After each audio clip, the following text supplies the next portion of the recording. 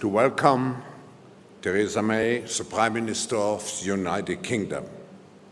Prime Minister, when you joined us last year, you were just preparing to enact Article 50, and now you are 14 months before the famous deadline for determining the UK's future relationship with the EU. Therefore, you can imagine what interest we all have here in this room to hear you. You have been advocating for a more global role that Britain can play when it comes to addressing major global challenges, such as the impact of technological development, progressive trade and social reforms, education, creating a much more inclusive economy, and ensuring diversity and empowering women and young people. Prime Minister, many of us here in the room recall also your speech at Davos last year, where you impressed us with your passionate plea for more international cooperation to address modern slavery. I am proud to say that we continued in very practical ways to support this important work for bringing together global actors in Davos this year to tackle particularly also this issue. Please welcome the Prime Minister of the United Kingdom.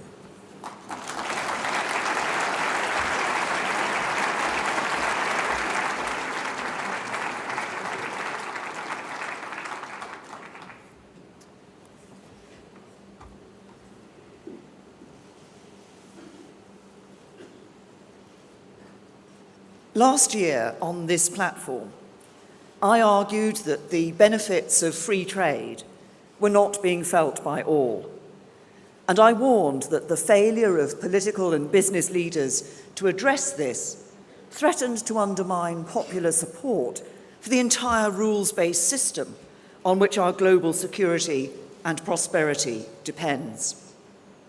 But I also argued that we could change this, not by turning our backs on free trade or the global rules-based system, which together have delivered the greatest advances in prosperity we have ever known, but rather by doubling down on them and acting to ensure that the global economy works for everyone. 1 year on, I believe there are grounds for optimism. Global growth has continued to strengthen, with the IMF estimating that global output last year grew by 3.7%. The populism of the far left and far right has not made the progress that some had predicted.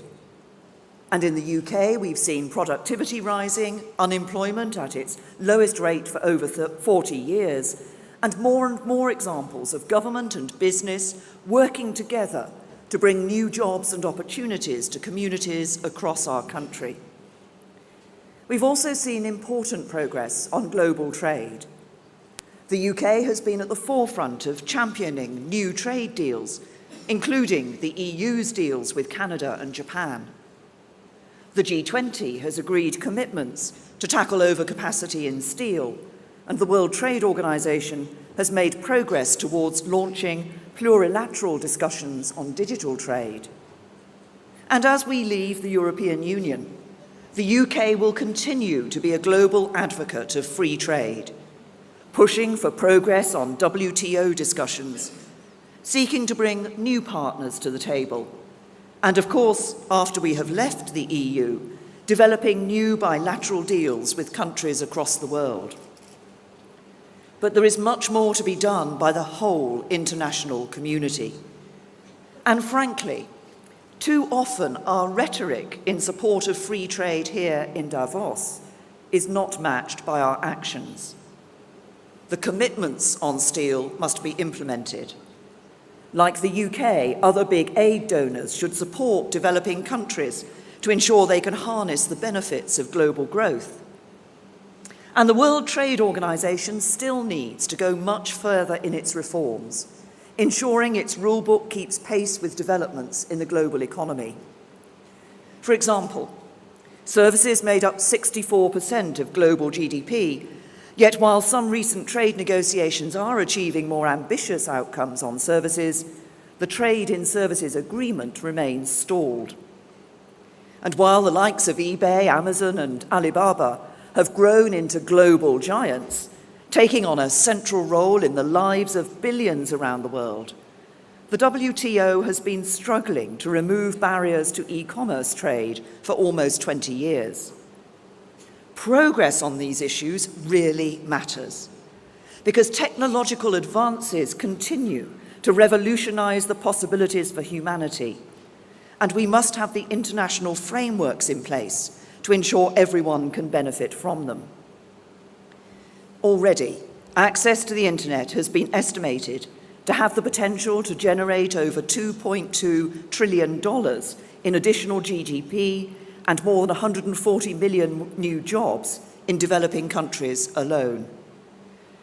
While nearly 35% of the adult population in sub-Saharan Africa has a mobile money account, the highest percentage in the world. And now the impact of technology is growing in ways that even a few years ago we could not have imagined. Just last week, a drone saved 2 boys drowning off the coast of Australia by carrying a flotation device to them. The use of artificial intelligence is transforming healthcare. In one test, machine learning reduced the number of unnecessary surgeries for breast cancer by 1/3. The development of speech recognition and translation is reaching a level where we will be able to go anywhere in the world and communicate using our native language. While British-based companies like Ripjar are pioneering the use of data science and artificial intelligence to protect companies from money laundering, fraud, cybercrime, and terrorism. In all these ways, harnessing the power of technology is not just in all our interests, but fundamental to the advance of humanity. But this technological progress also raises new and profound challenges which we need to address. For example, many fear that because of technology, they and their children will lose out on the jobs of the future. And they worry too about how new technologies might be exploited by those with malevolent intentions, and what that could mean for the safety and well-being of their families and children.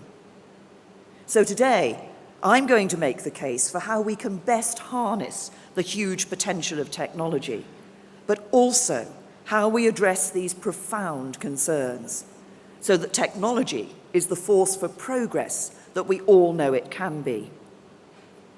Right across the long sweep of history, from the invention of electricity, the advent of factory production, time and again, initially disquieting innovations have delivered previously unthinkable advances, and we have found the way to make those changes work for all our people.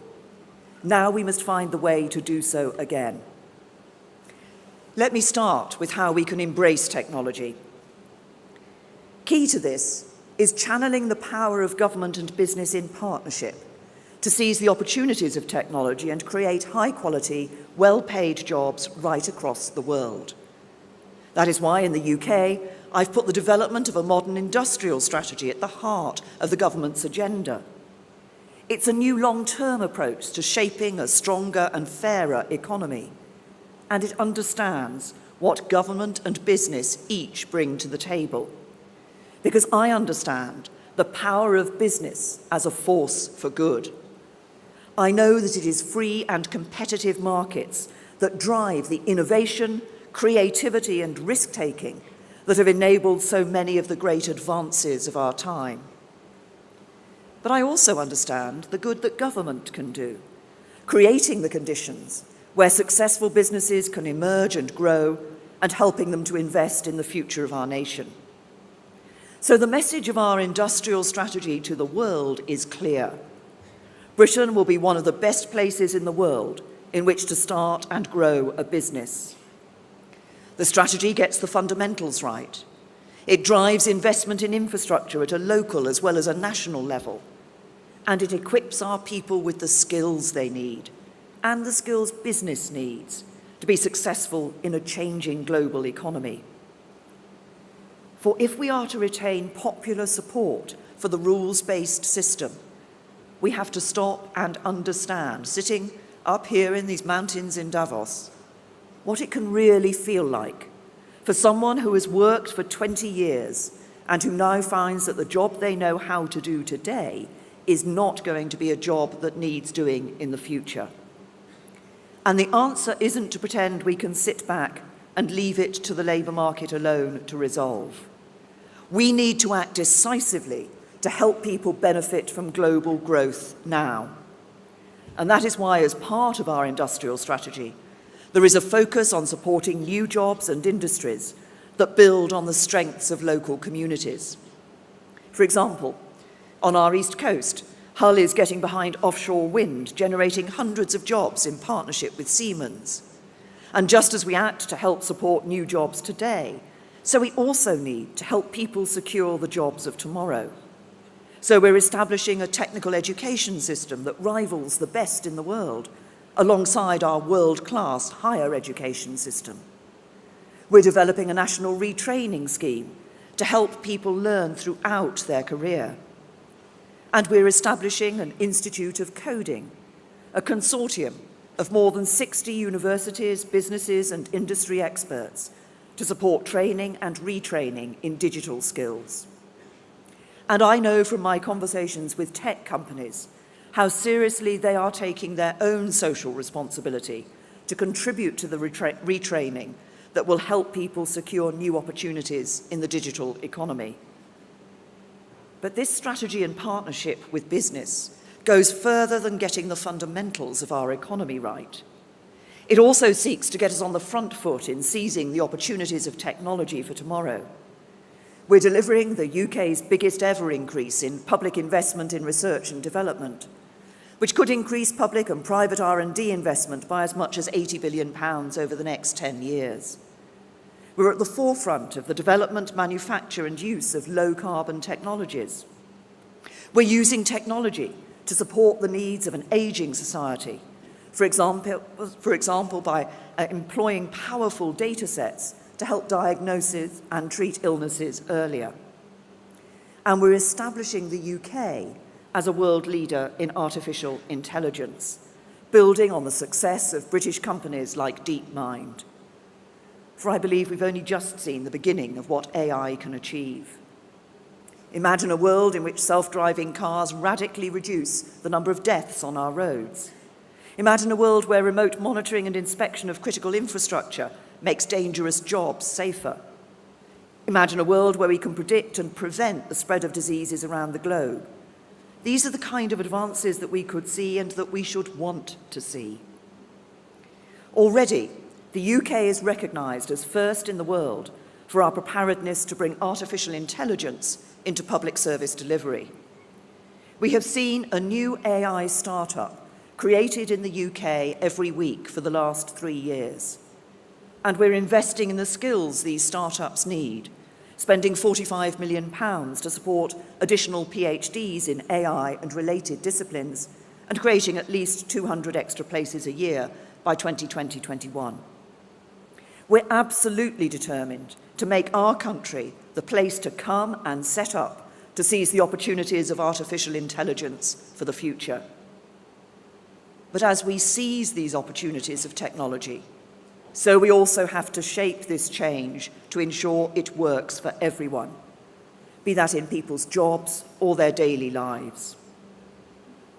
Already, technology is changing the nature of our workplaces and leaving many people with less predictable working patterns. So we need to make sure that our employment law keeps pace with the way that technology is shaping modern working practices.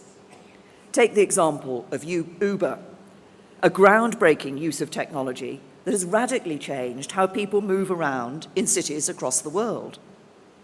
But also a company that has got things wrong along the way, with safety issues and concerns over the protections for its workers. The answer isn't to shut Uber down, but rather to address those concerns and to establish and enforce the standards and protections that can make this technology work for customers and employees alike. So employment law needs to preserve vital rights and protections and the flexibilities that businesses and workers value. But we must make sure those flexibilities really do work for everyone and don't become a one-sided deal that can become exploitative. And that's at the heart of the review that Matthew Taylor conducted for the UK government last year. And we will be working to deliver on it, from exploring the case for reforms to make our employment status test clearer, to identifying a set of metrics against which to measure job quality. Just as people need to feel that technological change in the workplace is to their benefit, so we need to ensure that they have faith that the increasing role of technology throughout their lives is enhancing the opportunities they have and the world in which they live. Technologies like the internet were developed with a philosophy that connecting us together would improve people's lives. And in many ways they have. But so far, that hasn't been completely true for everyone. Just this week, a survey in the UK has found that 7 in 10 people believe social media companies do not do enough to stop illegal or unethical behaviour on their platforms, prevent the sharing of extremist content, or do enough to prevent bullying. The loss of trust is hugely damaging, and it is in all our interests to address it. In some areas, that means we will need new rules and legislation. In others, such as online hatred and bullying, we need norms and expectations of how civilized people should interact in ways that can't be achieved through legislation. The digital charter we are developing in the UK sets out the principles of our approach to agree the rights and responsibilities of the online world and to put them into practice. It is profoundly pro-business because it seeks to support digital businesses in securing the trust and public confidence that they need. At its heart is a set of principles that the same rights people have offline should be protected online, that the internet should remain free, open, and accessible, that people should understand the rules that apply to them when they are online, that personal data should be respected and used appropriately, that protection should be in place to help keep people safe online, especially children, and that the social and economic benefits brought by new technologies should be fairly shared. And underpinning all of this is our determination to make the UK a world leader in innovation-friendly regulation. Regulation that will make the UK the best place to start and grow a digital business, but also the safest place to be online.